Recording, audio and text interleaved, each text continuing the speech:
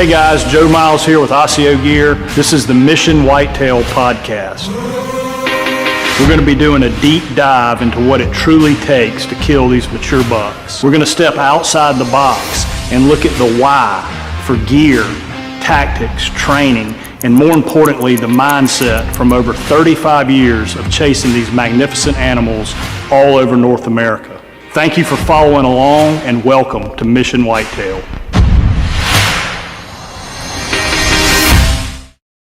Welcome to the Mission Whitetail podcast. We've had a few technical snafus this morning.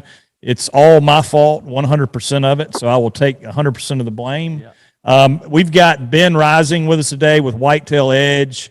Ben is one of the premier big buck killers. I mean, a guy that finds a deer, goes in and kill him. We're going to get into that today with some of his logistics and strategies and tactics. But Ben, to start with, most guys that are going to be listening to this know who you are and have seen, quite a few of your shows. But just, from your start with really killing big deer, kind of back when you started with Drury, just kind of walk us through that to where you are today, and then we'll get into some of the hunting stuff. Yeah. So, I got my start with Mark and Terry. I was introduced to them actually through my wife, through a hunting video she bought for me for my birthday. And that's how my likeness or love of the Drury outdoors, started clear back then when they were really getting a good shot at it too themselves. And were starting to become popular, I guess. But I didn't really have cable TV or stuff like that back then. Hadn't watched a lot of hunting videos. Was too busy logging and, starting my own logging business at the time. But I still loved to hunt and trap and run coon hounds. And once I found their stuff, I really just liked it, and I was just drawn to it. And so I ended up meeting them at a turkey convention and sports show type deal. And we just really hit it off. And they, basically after talking deer and showing some pictures, they were like, hey, you ever thought of filming? And I was like, sure, I'd like to try. But, back then it was a, pretty good investment, a couple thousand, almost $3,000. I think me and my wife invested to give it a shot. And he's like, you invest in the stuff and give it a shot, then if it works out, then, we'll bring you on the team. And if not, then you can just sell your stuff if you don't want to keep doing it. And I was like, all right, fair enough. So we went out, made the investment. I killed a 184-inch 9-point that year, and she killed a 150-inch deer. So Mark was like, well, I guess you're on the team. That's great, man. And that 9-point is something else. I mean, he came up that little, I guess, cut road in the CRP or whatever. That sucker lived on a 2.5-3 acre hillside full of briars and sumac. That was an old growed up dairy cow pasture. And I can remember as a kid going over to that guy's farm with my dad milking cows, and we would run cows off that hillside, and it wasn't thick at all then. But as when I killed this big 9, I was 25, I think, 24, 25 years old. So it had grown up and got thick and nasty. They didn't milk cows no more. And so that whole area had just become bedding, and, and it led out to bean fields or corn fields for the deer, to eat in. So it was kind of like the perfect staging area where I killed that deer coming out of bedding. And there was a lot of people after that deer back then. Yeah. So guys, if you look up Ben Rising Drury 9-point, it's worth going and watching that, because that's a pretty epic. It's on YouTube and everything else too. Yeah. It's all over, but that was my first booner. But that kind of set the stage for my love for big deer, because I built a relationship with that deer. Watched him a little bit in the summer, filmed him some. He taught me a lot. I remember climbing to the top of a giant maple tree. I mean, I'm talking clear to the top, just to observe this deer during season once, just to kind of really, I felt like I knew what he was doing, but I couldn't quite 100% say for sure. And so I took one night, and because there were so many people after this deer, I knew my time was limited, and I knew I was going to have to kill him fairly early. But he just wasn't moving much, because he kind of knew he was being hunted. And finally, I got to the top of this big tree one night, and I could kind of see what he was doing. And so then I made a move and ended up getting him killed. Yeah, it's awesome. It's an awesome hunt. So after that, you stay with Drury for how many years, Ben? Yeah, I left. So I parted ways with Mark and Terry as far as filming just for them in 2013, I believe it was. And I started Whitetail Edge in 15. That's when I filmed for the first season I filmed was for 2015 for Whitetail Edge. I had some footage from 14 that we used for the first year when I wasn't filming for Mark and Terry. But I was running an outfitting business at the time here in Ohio, Wicked Ridge Outfitters. I was doing that, plus still doing the timber, and which I still do. That's my everyday job. Everybody thinks I hunt for a living, but I don't. Most guys that really know who I am know that I'm a timber guy, logging and by standing timber. So then Whitetail Edge just started taking off. Our first year I filmed for Whitetail Edge. I killed 2 booners. Yep. I remember Adam and I were checking in at the ATA show, and you had just finished up 2015 and you were standing behind us, and we started talking, and I think you and I knew each other just through other people, but we had never, met, and we started talking, and you were nervous and excited about starting Whitetail Edge then, like any, new business that you start. And it just, kudos, man, going out on your own and doing that and pulling it all together and bringing it to where you are now with it. Yeah. I mean, it definitely was nerve wracking. If you had told me then it was going to turn into what it's turned into, I wouldn't have ever believed it, but I guess that's just guys like you and me, you grind and you just keep at it and things happen, I mean, you got to put the work in. And I mean, it obviously helps to have the opportunities to kill big deer, because that's what people really want to watch. I feel like if I hadn't been killing the deer I've been killing for the last 7 years, it wouldn't be anywhere close to where it is now, truthfully. Yeah, you're absolutely right. And the fact that you do it yourself, that's another big thing, because guys, it's an interactive sport, right? It's not like NFL football where you're a fan. Guys actually interact and they want to get better, and they want to watch guys that actually provide value.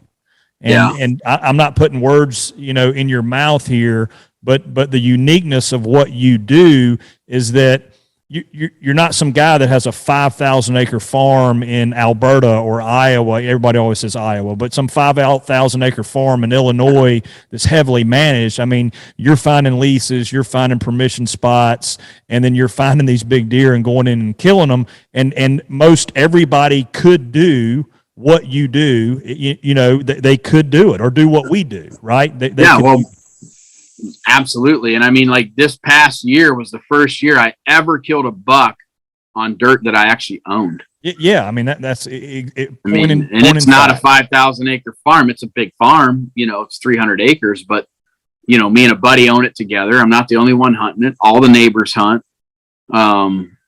We can do some food plots, things like that. Obviously, you can play with it and have fun with it, but I killed 2 deer in Illinois last year, and I killed scissors on that other guy's farm that I'd never been on, killed it in 3 days, which I know you want to talk about that later, but I'm just saying, like, that's what I think draws people to Whitetail Edge, at least the people that are willing to put their pride aside and listen and try to learn something.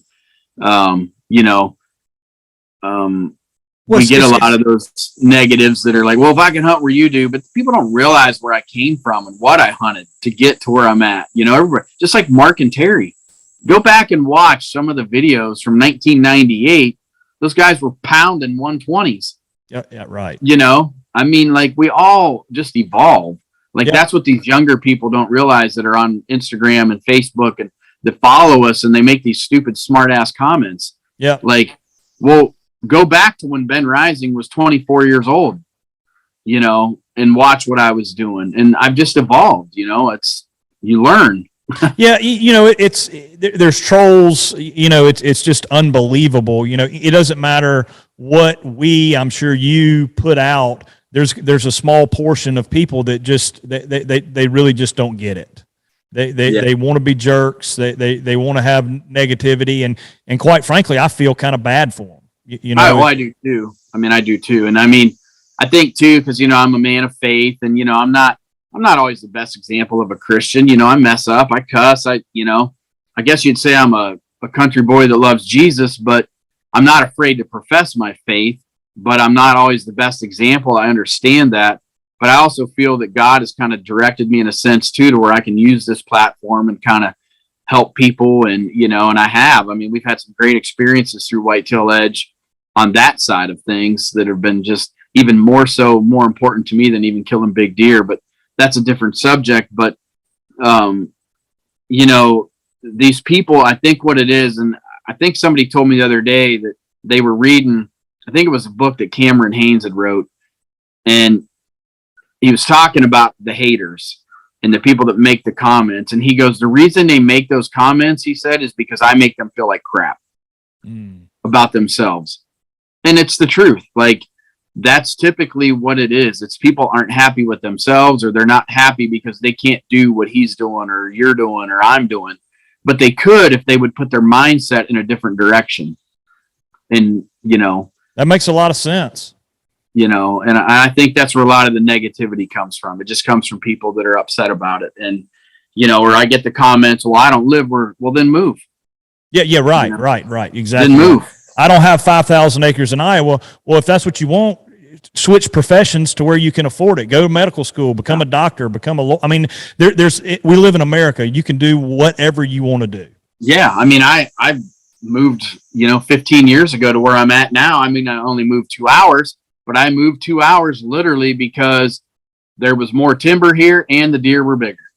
You want to send the GPS coordinates of that location across the screen right now, or are you going to fine? Because there's so many hunters around here now. It's changed so much in 15 years. It's ridiculous, but it is starting to finally bounce back a little bit. I feel like people are managing a little better now. That's good. But a lot of outfitters have popped up right here in my general area. I live in Killbuck, Ohio. Everybody knows that. But, it's a little, I would say at one time, this southern part of Holmes County and northern Coshocton County, Ohio, was probably some of the best big buck genetics I'd ever seen in my life. And then that's what it takes. Yeah. And then it just seemed like as things progressed and, we started outfitting, and I feel like I did draw some attention to that here. And, I might've been my own worst enemy to a degree. But now there's within an hour of me, I know of at least 10 outfitters now, 10 to 12. I know one guy just in Coshocton County alone, he takes over 350 hunters a year. Good gracious. That lets them get why old, does anybody even book a hunt with a guy like that? You wouldn't. Do they really feel like they're going to be the 1 out of 8 people that kill a deer over 150? Right. Yep. Just blows my mind. And they just keep gobbling up land. And, not to bash outfitters. There's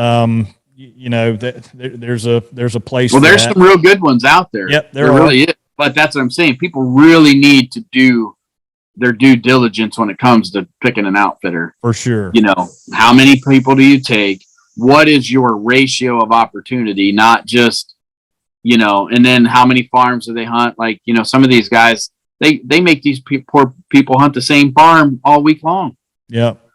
Not caring about wind or entrance, or that's why I quit outfitting, because I was the worst outfitter in the world because I would not overpressure my deer, and I was spending all this money on leases, and I just wasn't making money because I wouldn't overhunt and I wouldn't overbook. I think the most we ever took in a year was 40 people.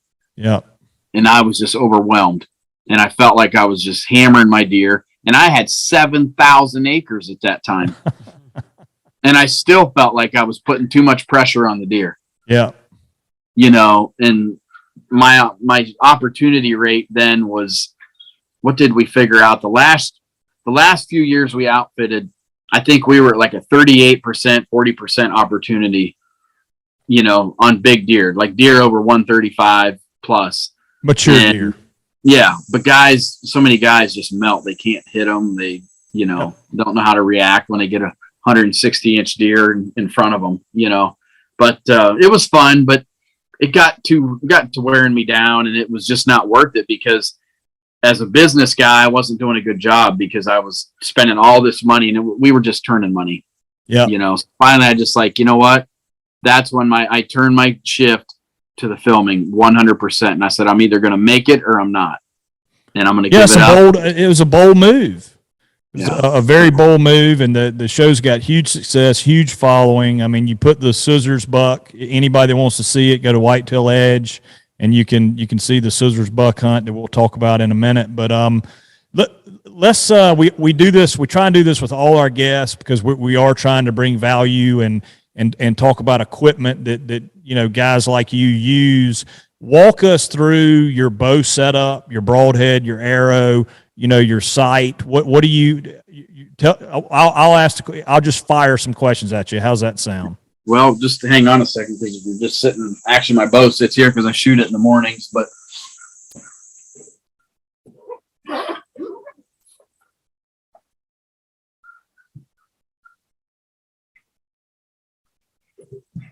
so this is my bow. You shoot that's the inline 3 or? Yep. What's that? It's the inline 3 or what is it, Kevin? No, this one is the. Guess this would be the 2. This is the shorter version. It's the 1 inline 1. Inline, so it's the prime inline 1. Yep. What poundage do you have it set at? This one is set at 66 pounds right now. 66 pounds, 29-inch draw. 28. 28-inch draw. What kind of rest are you 29, shooting? But I'm a little different. For some reason, I actually like just a little bit of a. I don't know why. I've just always liked a little bit of a bend in my elbow. It's just how I've always shot, so I don't change it. That's unique. I've got a HHA stabilizer and the HHA Vertus rest and sight. This is actually the new 2. This one here's the new 2-pin from HHA. So it's on a slider. So you've got like 20 and 30, and then you slide from there. Yeah. So like when mine is set at 20, my second pin is at 36. Okay. So like I can. Some people get worried about deer moving on them and they need to adjust fast, or they don't feel like they can adjust fast enough. For me, honestly, even with one single pin, I never really had an issue with that. But I'm shooting this for them, trying it this year. They want the feedback. So that's what I'm doing. This is the Rogue bowstring. That's one of my sponsors. Rogue's made right here about 30 minutes east of me.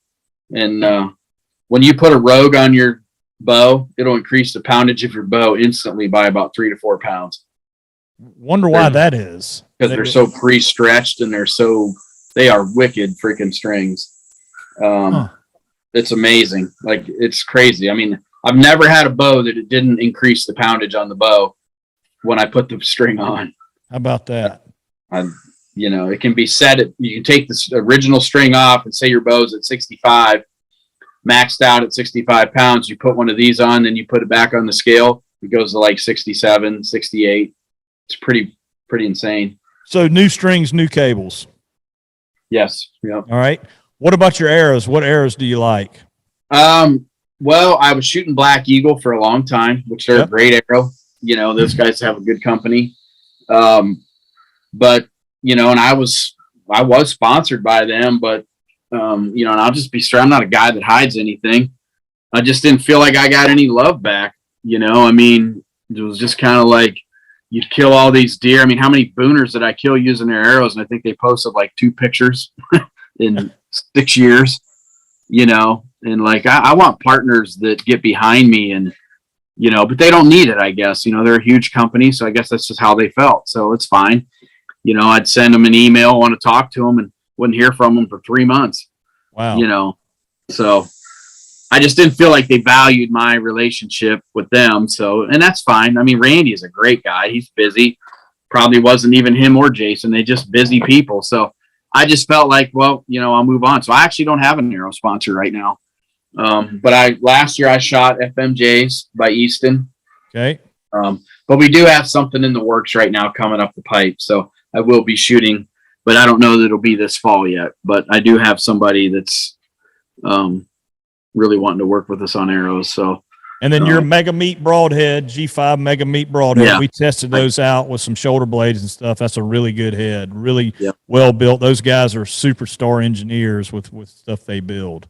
Yeah, well, and that's just like this cam. They were the first guys to do that. Parallel cam system, and now they've come out with the inline. and the way the cam shifts everything, with the string to keep everything. They're really big on center technology, like keeping everything balanced. And I can honestly say I've shot a lot of bows. I've never owned I owned a Matthews for like a month. It was a great bow, but it was just basically I was testing bows, like, because I was kind of in that point of who I wanted to go after, who I wanted to talk to. But for some reason, I just kept coming back to the Prime. I just did. I mean, I felt like it was the most easy, accurate shooting bow I'd ever shot. It did have a little more vibration than the Matthews at the time, but now with this new inline, I don't know that there's a difference. And I do like the way that that the Prime, when you grab it, you're more centered. Everything is, like it just levels out every time. And I really noticed that from the start. And I don't know, just a super easy shooting bow for me. Yeah. I'm just very comfortable with it. Yeah, I think they make good products for sure. And the Mega Meat, those blades are razor sharp. We tested them through some shoulder blades and stuff, and it's a good broadhead. And then I guess the other equipment, let's talk about cameras for a minute. I don't know if you remember, or you probably will, but probably 5 years ago, I called you and said, all right, off the record, man, we know how this sponsorship goes and we got to pay the bills. Tell me about these Spartan cameras. And you said, dude, I'm telling you, it's the best cellular camera that I have used. Yeah, so, without doubt. Yeah. And I will, we are not sponsored by Spartan. We use them. And I've probably turned 50 people on to Spartan cameras. And I think Kevin will attest. I mean, I run, 20 plus of them a year.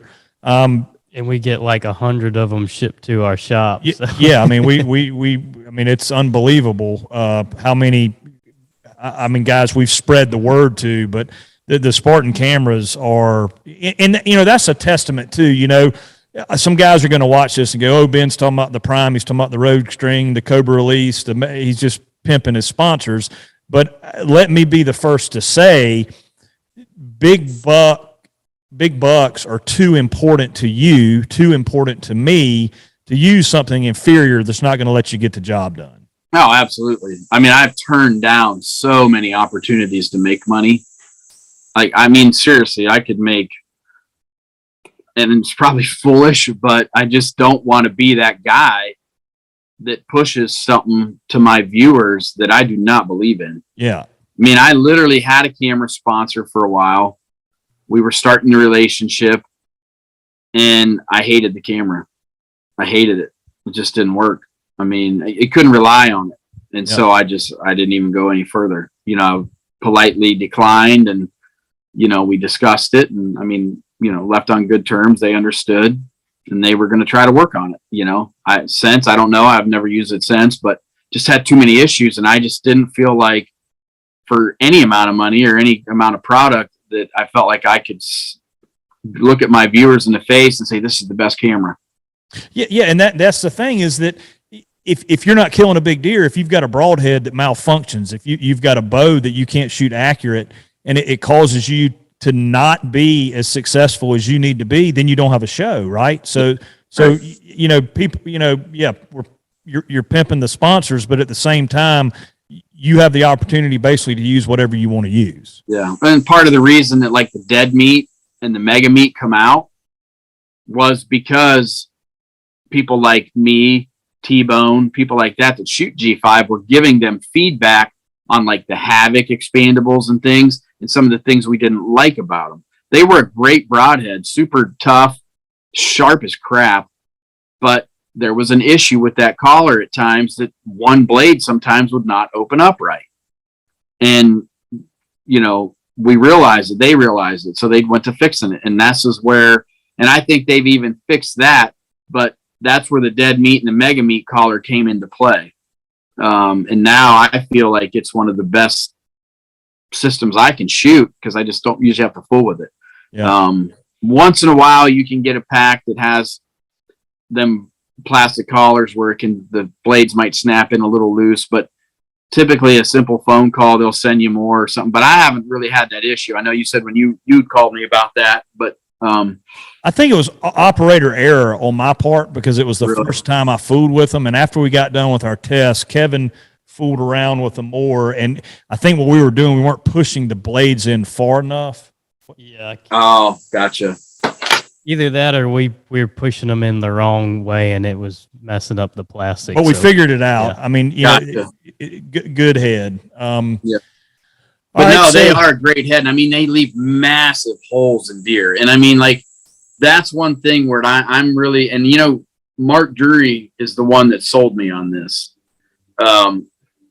about big holes. Like, you know, stay off the shoulder. I mean, who cares? Like, you put a hole in a deer with like some of these, you know, if you mess up and you do shoot a little too far back, like I did on Roman this past year, I mean, you're going to be saved because you were shooting such a big head. Yeah. It's like hitting them with a grenade, you know, and I'm not saying to just take shots, but you know, I've always been a big guy about hit them where you're supposed to, and you're going to kill them. Yeah. You know, I don't care what you're shooting. There's a ton of good broadheads out there, you know. And so I just feel like practice and learning how to shoot deer is the most important thing. But I really do like a large cutting broadhead. May not get complete pass-throughs all the time, but I don't care about that. I like that initial hole to be big. And a lot of times when those broadheads go in and say they hit the offside shoulder or they stop before they completely exit out, they do so much damage in there when they're still in there and the deer's running. I mean, it just slices them to pieces. So many deer on my videos have fallen within 40 yards. It's crazy. Yeah. You know, I mean, tons of them. And, but like this past year shooting that scissors buck, I mean, I shot that deer head on, just like I called it the Stan Potts shot, because I'll never forget Stan shooting a big deer there. 200. Yep. Yeah, back in the day at 226. And, you know, I was young then, and I remember that, and like sticks with you, that stuff, you know.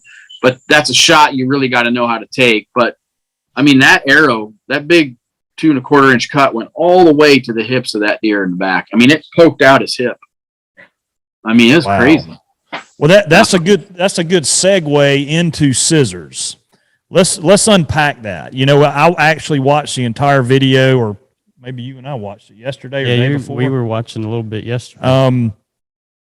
And that's a fascinating story. Some of the guys that are going to be listening maybe haven't seen it yet. So, guys, I would highly recommend going to the Whitetail Edge show, YouTube or Mossy Oak Go, and watch the episode. But walk us through that hunt, kind of how it started. And then I've got some specific questions when we get into, you know, I noticed you kind of hunted from the outside in. You know, you started out far and worked your way in, but tee us up with, you know, with the phone call you got and how you ended up there, and then let's walk through it. Okay. Yeah. So I had just come off killing 3 bucks, and I'd killed a 180 in Illinois already, that T-post buck.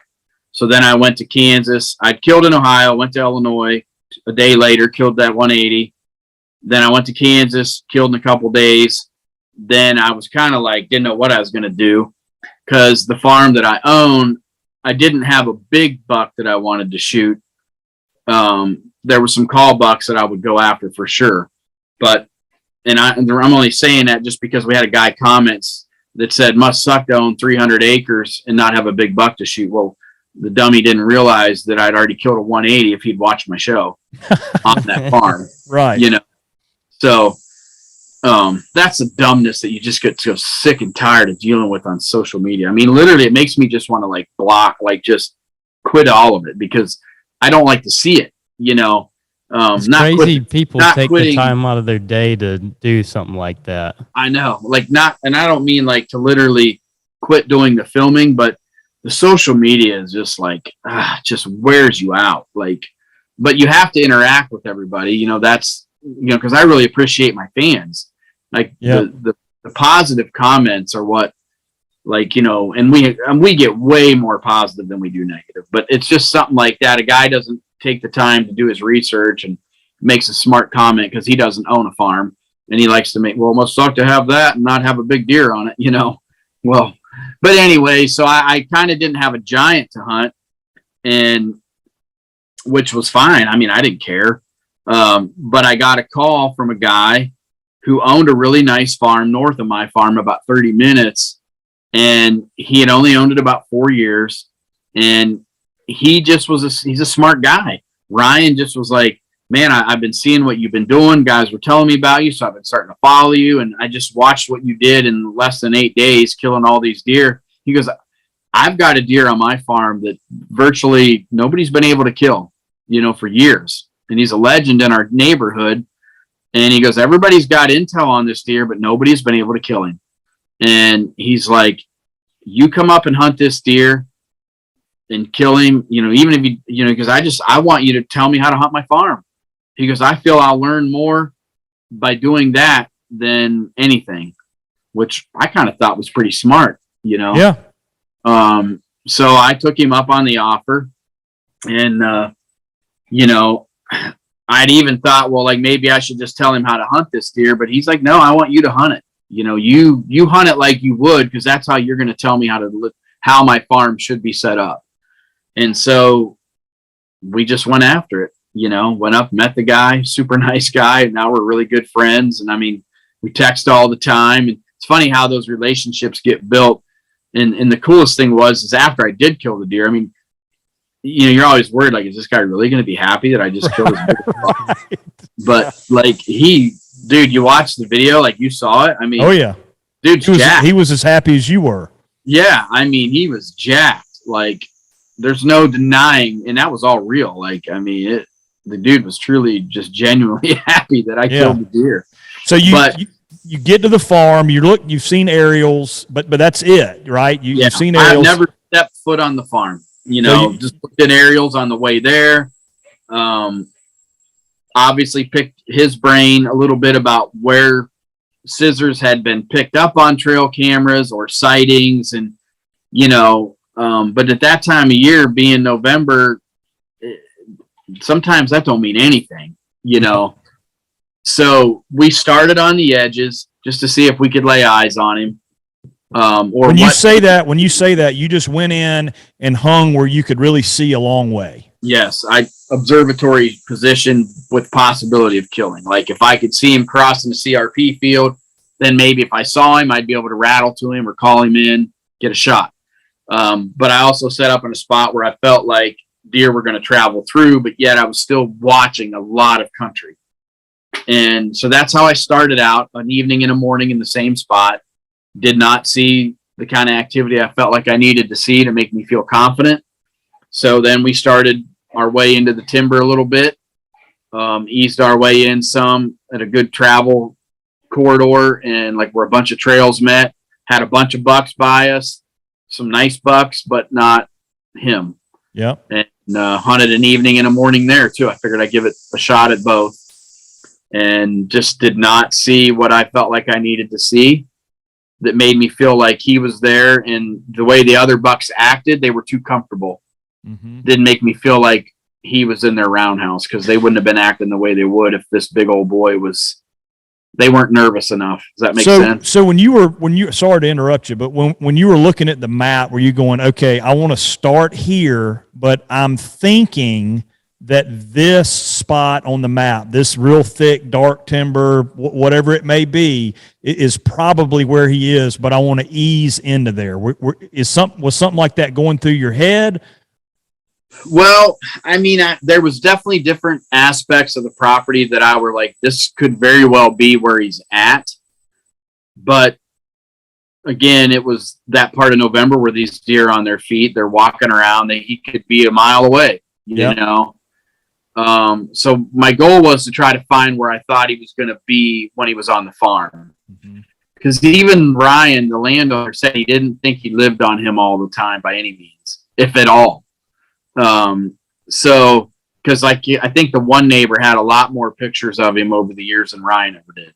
And so it's just one of them things. So but I did have certain areas picked out that I felt like I need to check these spots out because that's where big bucks like, and they were at each ends of the farm. Gotcha. But after hunting a little deeper in the timber, I kind of hunted in the center of the farm is where I picked the second time. And we saw a lot of deer, a lot of bucks, but not him. And the way the deer acted, I just felt like I wasn't in his core area.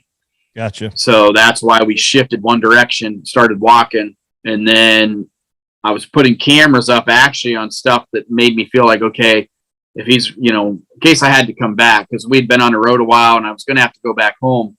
And if we didn't get him killed the next day or two, I wanted to have cameras laced out to where they could kind of tell the story when I come back to hunt, if he was even in that area. Well, once I come into that one area after putting a couple cameras up, I walked up onto the bench into this old thick strip cut overburden area. And I was like, okay, this is what I've been looking for right here. And I just what was that, Ben? What was that? Just giant rubs, smelled like piss, dominant buck smell. Just everything was ravaged. This looked like King Kong had lived there and woke up every day upset. Okay, good. That's what big deer do. Yeah. I mean, and that's what I don't think people realize. There's a huge difference in a 5-6-year-old deer in their demeanor when they start feeling their oats, just like that 9-point I killed clear back, early 2000s. The day I killed that deer, the reason I knew that he was moving was because I could see trees. I could see sumac trees that were about 6 inches shaking up on the hill in the bedding area. He'd stood up, and that went on for about 20 minutes. And he'd move, and he was just thrashing trees. And that deer taught me a lot of this. So after I killed that deer, I went and inspected his bedding area, and it was unreal.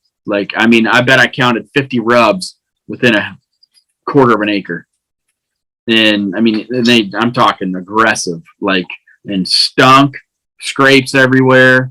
That deer would spend a lot of time right there before dark. And that's kind of where I was looking for. It was and I look for that all the time when I'm looking for a big buck. I don't look just for a bed sitting on a hillside or, I'm looking for the sign that tells me he spends a lot of time right here. Yeah, that makes good sense. Was there go ahead. Never mind. Go ahead. I'll ask you after the story. No, go ahead.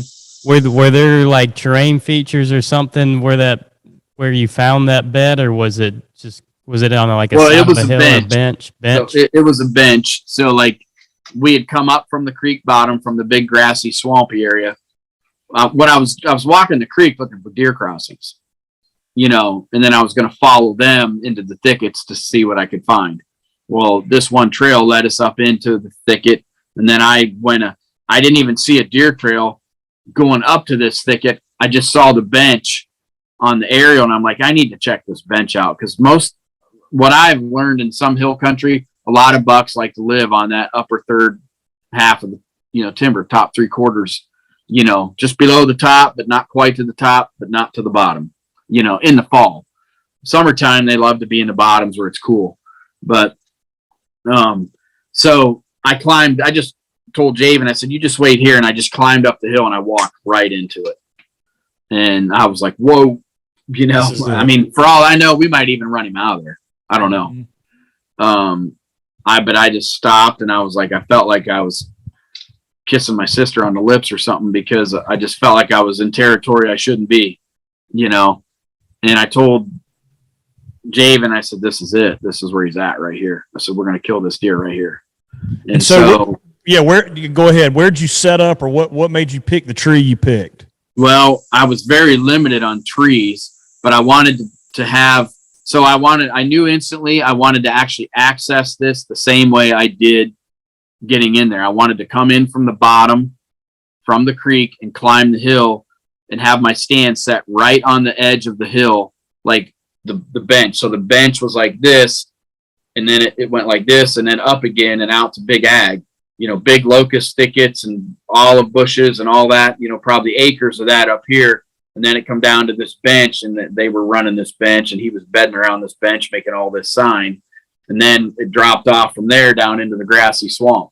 So we basically wanted to come in, backdoor him, climb right into the stand coming off the hill so my wind could blow right over the bank, keep it consistent.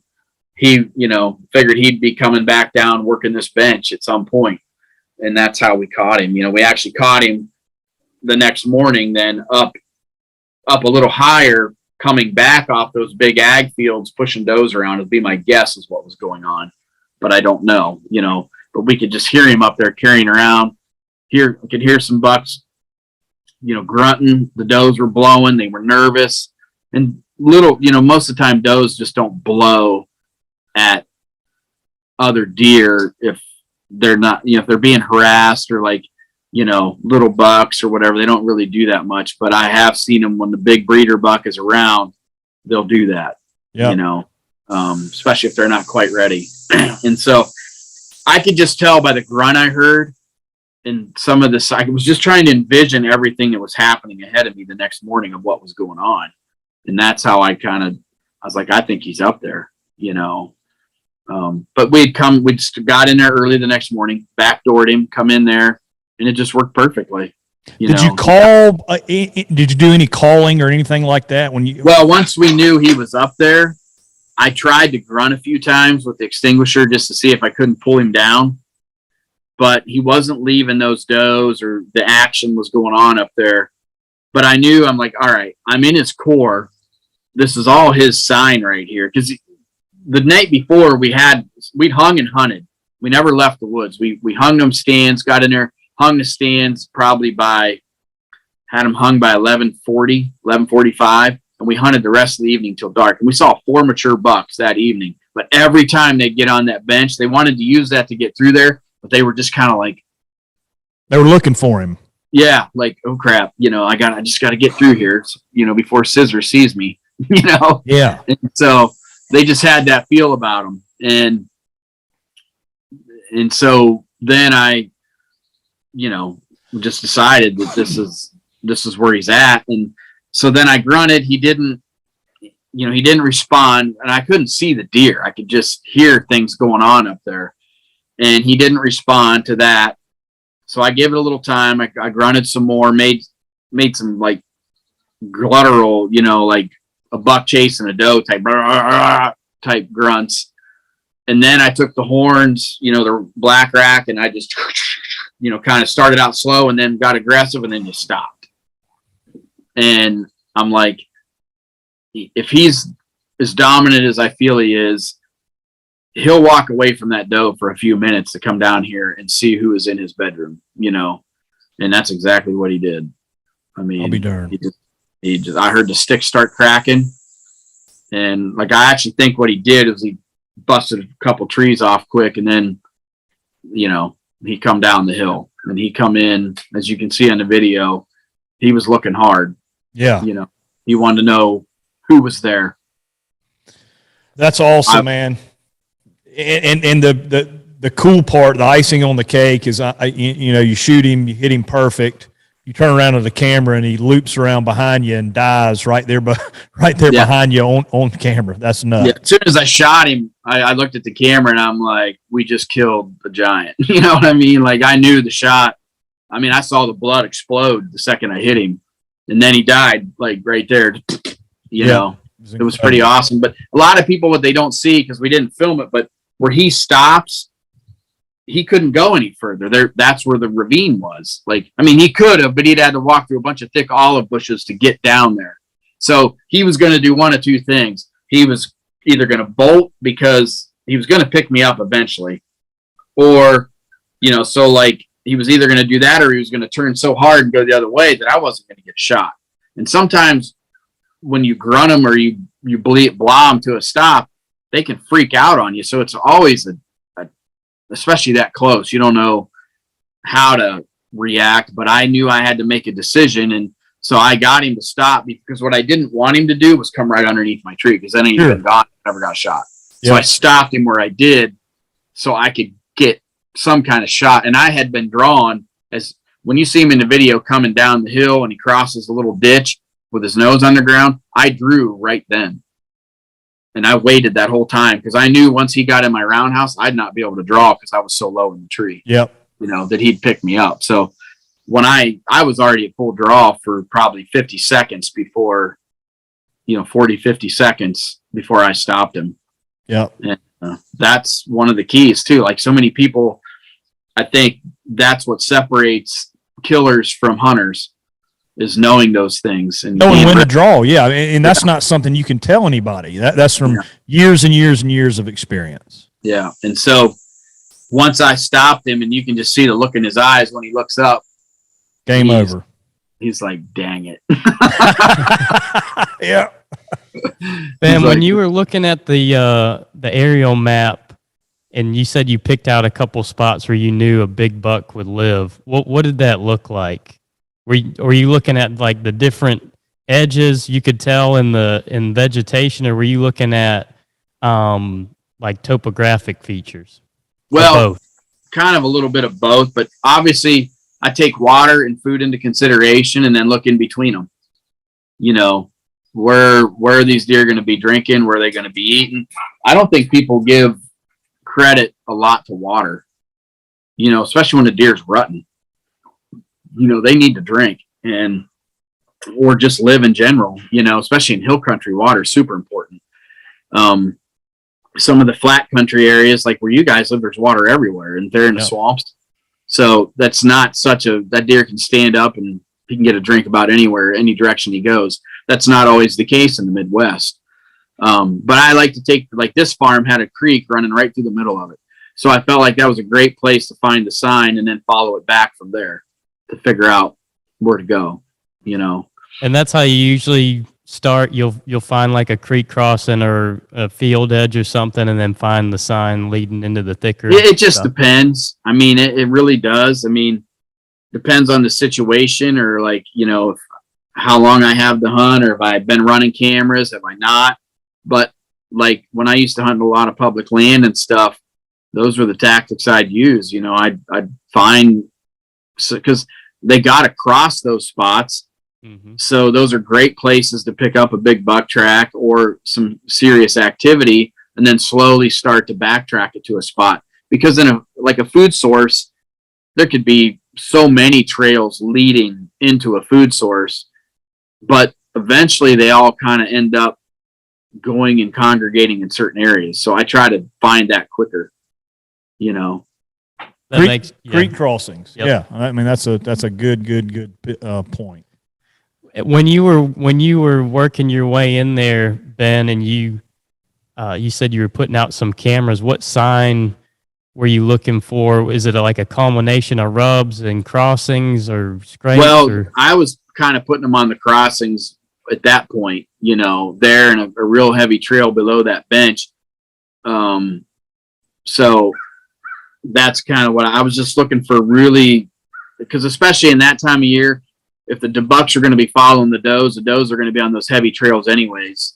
So I was just looking to see if he was going to be around. And that was giving you live intel right then, as well as future intel. So you were putting them in spots that could help you right then, but in the back of your mind, you were going, all right, if I got to bail out of here, I want this camera here because I just need to get him walking through here in daylight or whatever, and then I'm going to bounce right back. Yeah, well, I just need to know where he's at. Like, what areas does he like to be, Because you can have a deer live on 100 acres, and he may only ever spend time on 10 of it. Yeah. I've literally had leases over the years where I had certain deer, they'd never cross a certain point. Like, they just never would. There'd be a pond or some kind of feature, and those deer would never spend any other time of their time past a certain point of that farm. It was almost like they'd draw a line in the dirt, like, this is yours, this is mine. I mean, numerous times I've had that. But they'll go a mile the other direction. How about that? That was the end of the home range. Yeah, and I feel that that's kind of what Scissors did on this guy's farm. I feel like that end I was at, not that he would never end up the other way, but I felt like his home range was the end of it here. And when he was at this western end, this where he wanted to be of his home range. He'd spend time here, then he might go half a mile the other direction for a day or two and be in a different bedding area. I'll be darned. I think that's how a lot of them big bucks survive. They don't do everything. They don't do a lot of stuff twice consecutively in a row, like for days and days. Once in a while you get a big deer that might bed all the time. If he's never getting bumped or never getting pressure, he may bed in a certain area all the time, or he's only got so many places to pick from. But I just kind of feel like as survivors, they know they need to switch it up some. I don't know. Ben, when you see these big bucks, do you think their core areas, they get smaller? They find like a nucleus where they think they won't get messed with, and they kind of shrink down? Or do you think they still travel, or is it all dependent on the buck? Well, I think all bucks have different personalities, but I do feel that their core ranges get a little smaller for their everyday life. But I also feel like when they get to a certain age and, they don't want to stop breeding, so I've always found that sometimes you'll end up catching those big deer in a spot that you just don't expect them to catch them later in November or whatever, because they're starting to run out of the does that they had where they were. It seems to me like the big bucks, the big mature deer are always the last ones to really start that being craziness of seeking and, whatever, but they're the last ones to stop, like that. I feel like that November 20th to 28th can be really a magical time for a true giant buck. Finishing up the rut. They know that it's coming to an end. Yeah, like I'm talking, you're driving, going to Thanksgiving dinner, and all of a sudden there's a 190-inch deer standing in the middle of an open field crossing a tree line. You're like, what are you doing? It's 1 o'clock in the afternoon, and he's just like lovesick. Yeah, at last. He knows it's the last coming to an end. Yeah, I just feel like that's what happens with those deer. And so sometimes I feel like you can get the dupe on them a little bit then. But obviously we killed, I kill a lot of my deer a lot earlier than that. But I'm not afraid to hunt those times. You don't see as many deer, and people are like, God, this sucks because the deer just aren't moving. And you're burnt out. You're burnt out.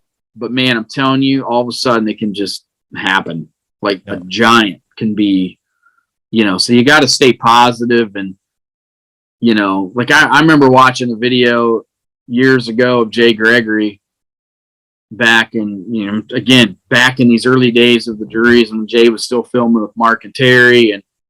And he killed a monster in a big thicket like that, rattled him in late November, just stuff like that. You just got to stay at it, be persistent. Yeah. We got time to unpack one more.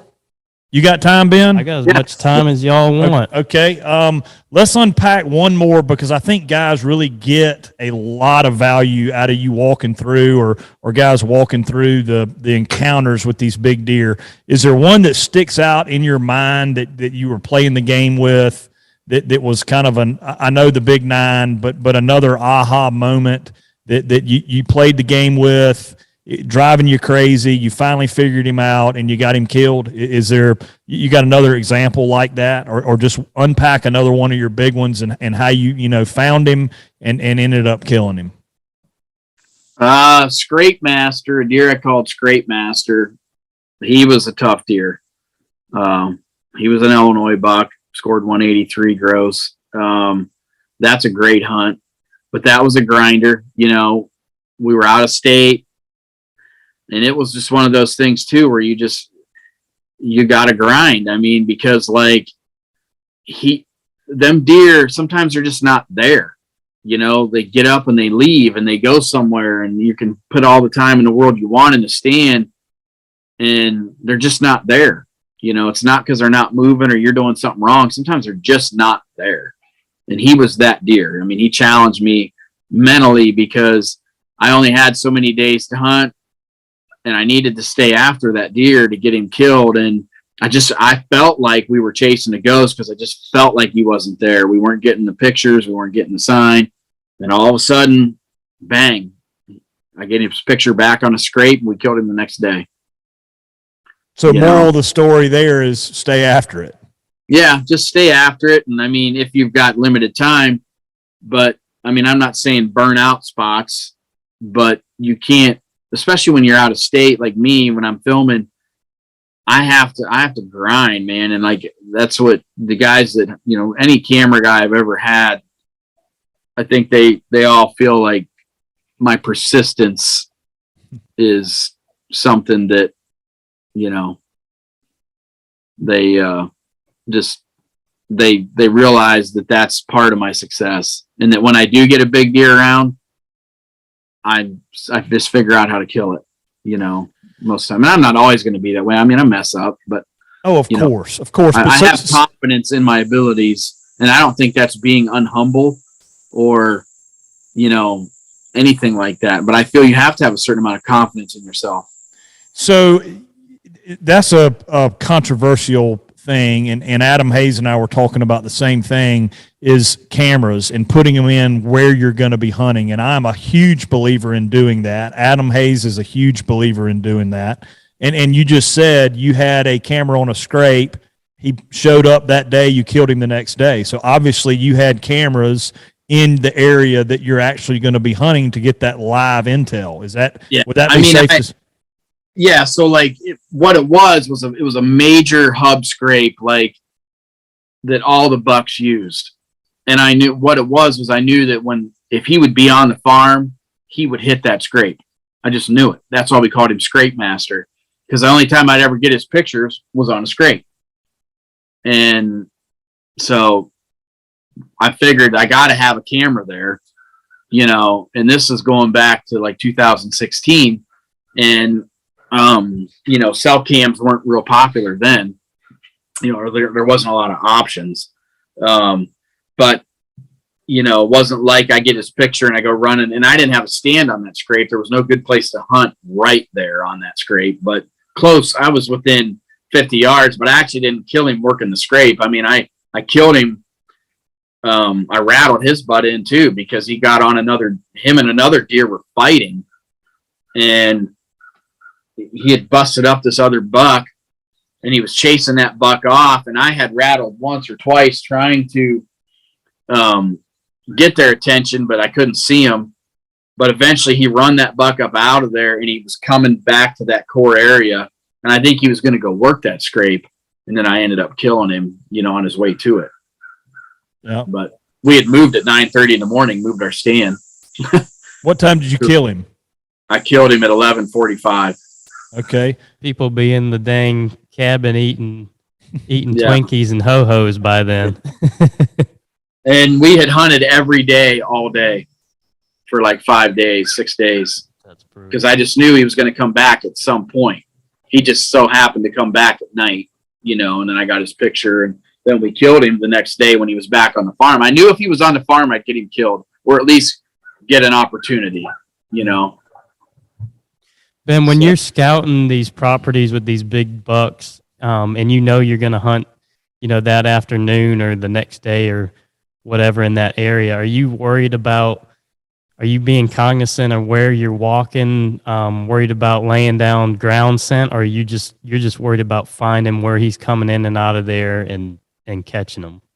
Well, no, I really do feel like your access is key. I mean, you don't want to walk a bunch where you think he's going to walk, right? You know, because you may never see him. You know, he may just cut that track and like, oh, then slowly back up and turn and leave. You'll never even know he knew. I think people have had so many big bucks around them that they never even knew were around them.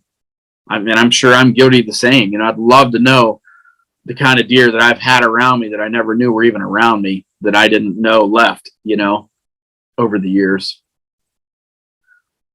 So I definitely think that's a major part, is, you know, but then there comes a point where you just have to get aggressive, man. You just got to roll the dice. Yeah. And you got to go for it. And it pays off sometimes it don't. But yeah, I mean, when I'm out of state, I get aggressive. Yeah, you've got limited time, and you know, just like Scissors, you went into areas where you thought he may go. You were hanging cameras in there, but because again, limited time, right? So yeah, limited time. Absolutely. But when you found the spot, on that bench. You didn't just go bebopping all through there. You stayed back on that edge. Yeah, I instantly held up and I hung right. I found the best scenario for right there with all that sign. I didn't care if there was that much sign 50 yards further. I didn't care. That was enough sign for me. I knew he was in that general area, so I held up because I knew if I kept walking and I was just going to mess it up. Yep. So I made do with what I had to work with in a stand, and we ended up hanging in like a 14-inch hackberry tree, which is not a very big tree, but hackberry were super rigid and strong. And there was a couple cedars right in front of it. So it gave us that perfect cover. I think we were 12 feet off the ground.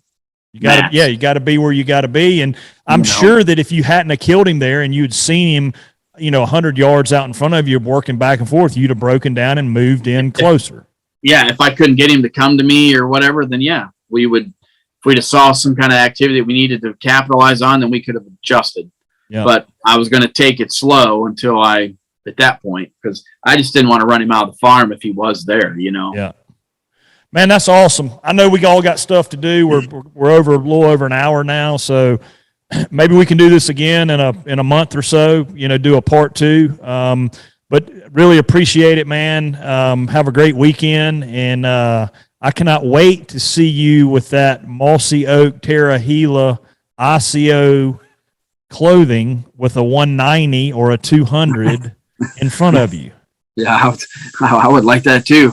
I don't have one located yet, but I'm trying. Yeah, I know it won't be long. Yeah, but cool, man. Well, I appreciate it, and I appreciate your guys' support. And yeah, man. Well, we're excited about the partnership, and thank you for all you do, and for the help that you give other hunters that are coming up that want to learn. And that's kind of what this podcast is about, is providing value for folks and helping everybody, including ourselves. I mean, we bounce ideas off each other that helps us and helps everybody. So yeah, I was being selfish. Those questions I was asking were specifically for me because I was wondering. Yeah. So hopefully that'll help somebody else too. Yeah. Well, yeah. And I mean, and if you watch my videos, you'll see, like, I use a lot of Black Widow deer lures for cover scent, things like that. I mean, I feel all that stuff adds up over time. Yeah. And just little things, and it's not trying to be a sales pitch, but I truly believe everything we use on our show can help people, and that's it. Again, I'm going to beat this. I think I say this in every episode. I'm going to beat this dead horse one more time. Guys that are passionate about killing specific giant bucks are not going to use anything that's going to hamper them from doing that. Yeah. And that's important for guys to know. Yeah. And I mean, so like, for instance, like this Cobra release, I've shot this same style release for forever. I've never wavered from this style, and Cobra's been in business forever. I've shot other brands of releases, but I've always shot like a rope release like this. And then, Cobra and I got together a few years back, and he's made all kinds of brand new great releases, but I will not switch from this because I'm just so confident in my setup. Which one is that, Ben? Do you know? That is the Trophy Premier. Trophy Premier. But they've got a new one out called the Maverick and some things like that are a little more smaller profile that a lot of guys probably would really like. But I'm 48. I'm old school. So I have a hard time switching. Like, I don't even want to shoot a new bow every year. I don't want to. I mean, for years I shot the same bow, like if it's all about hitting the deer. I mean, the Indians used to kill freaking bucks with, sticks with strings tied to them from horsetail hair and, a whittled out stick with a stone tied to the end of it. And people are get on the internet and be like, well, you couldn't shoot a deer with that. There's no way that, come on. Like, I mean, you look back to what we were shooting when we were kids, Joe, aluminum arrows that were big around. Oh, absolutely right. You remember the old satellite broadhead that everybody thought was so awesome? It had like 6 blades and it would spin when you'd shoot it and it sounded like a helicopter going through the air. Yeah. And the 100 grain thunderheads, buddy. Those were good ones too. I mean, I used to shoot all the Walmart specials or Kmart specials. We didn't have Walmart then, but around me, but I'd go to like Kmart and buy those three bladed solid heads and fling them at does. And, I mean, I'm just saying, like, just you evolve it. if you just evolve your hunting skills alone, and that's why I try to encourage everybody on podcasts, like especially young guys, don't let this whole social media craze and all this stuff like direct you to be like, there's nothing worse to me when a 14-year-old kid comes up to me at a hunting show and he's like, man, I had this 4.5-year-old or this 3-year-old, and I just, man, kill it. Yeah. Like, you're 14. There should be no such thing as deer management for a 14-year-old kid. Love the sport. Yeah, absolutely right. Enjoy it, man. Just kill it. Like, eventually you'll get there. I mean, yeah, I hate it when a 14-year-old kid kills my 5-year-old that I'm trying to grow, or my 4-year-old, but I get it. Like, I was that kid, you know what I mean? So like, I try to tell these kids, I grab them by the shoulder literally and be like, look, get that out of your head. Like, just enjoy it. Do not be ashamed to go shoot a 120-inch deer at 14 or 16 years old, man. Like, practice that. Shoot a bunch of does. Practice your skills at, distances of shooting those kind of deer and learning where to hit them, and, just learn deer, man. Be a woodsman and just have fun at it. I just really feel like that's what will turn somebody around. I mean, I've messed up years. Some of my best memories are my screw ups, and the greenness and the newness of being a bow hunter as a youngster. And, I literally can like envision it in my head, hanging my old camo tree bark coveralls in the barn, as a kid in the dairy barn, and getting off the bus from school and, grabbing the old scent shield that was made had Miles Keller's signature on the bottom of it, and just covering down with that stuff and putting those old coveralls on and grabbing my first real compound was called a Condor Mag made by Proline. And the handle was as big around as this coffee cup, and just sounded like a big twang when it would go off, but old junky 3-pin sights, we didn't have a lot of money. We did with whatever we could do, but those memories of running to the woods, not knowing anything, those are just like priceless. So that's why I just encourage kids to enjoy this time of their life now, because eventually you get good, and not that it ever goes away, but sometimes being ultra good at something can sometimes get boring. Does that make sense? Yeah, get boring and get undue stress, right? You lose focus on being that kid that enjoys it, and you're so fixated on getting it done that you miss the sunrise, you miss the frosty morning, you miss the doe and the fawn that at sunset. You not to sound kumbaya. Kevin likes when I talk like this; it gets him all excited. But But no, it's the truth. You don't see the forest for the trees. Yeah, that's right. And we could do another whole podcast on taking in the enjoyment and the nature and all that, and maybe that's what we ought to do next time is step away from the obsession of killing big deer and just talk about hunting. Yeah, and that is the tough thing with a show like this, because I don't think and I'm sure maybe some do, but I don't think a lot of the viewers realize the pressure that a guy like me feels. Cause and a guy like Adam or, Don Higgins, that, when you get a reputation for killing really good deer, it's expected and like all the time. And man, you find yourself putting yourself under pressure that's really unneeded. But I have found, for me to be successful with my show, that I need to do that. I have to kill those kind of deer, because that's the viewership we get, because we're not like a hunting public where we're producing content year round, every week, putting something different out there. I've got a family, I'm raised, I work a real job, and I can't just go all spring and so. I mean, I think what the hunting public guys do is great. Like if I'd have been their age, I mean, like thinking back, man, I wish I'd have done something like that. Just went all over the place and just killed the snot out of stuff. Like I think their stuff is great. Sure. I'm just not that guy. So we produce our stuff, and it only comes out so many times a year. We release all our new hunts in July into August, because I feel like that's when people then are amped up. They're seeing velvet bucks and So then we put all our new edited content out there, other than like our tips and our stuff like that we're starting to do more of, and teasers. But so a guy like me, to survive in this industry, I have to perform, and it does add pressure sometimes to make it not fun. Yeah. And I have to find that balance.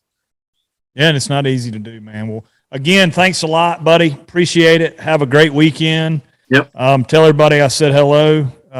Hit Dylan for me as hard as you can, maybe in me the too. shin or something. Yeah. Well, congrats on your guys' 2 deer too. Thanks, Thank you. man. Appreciate that. A little Velvet, South Carolina action early. So, yeah, happy to get those. Well, appreciate it, buddy. And we'll be in touch soon. Everybody, Ben Rising, Whitetail Edge. Check out his show. And, Ben, we look forward to having you back again, man. Thank you. Thank you. All right, buddy. Yep. See you later. Bye. See you.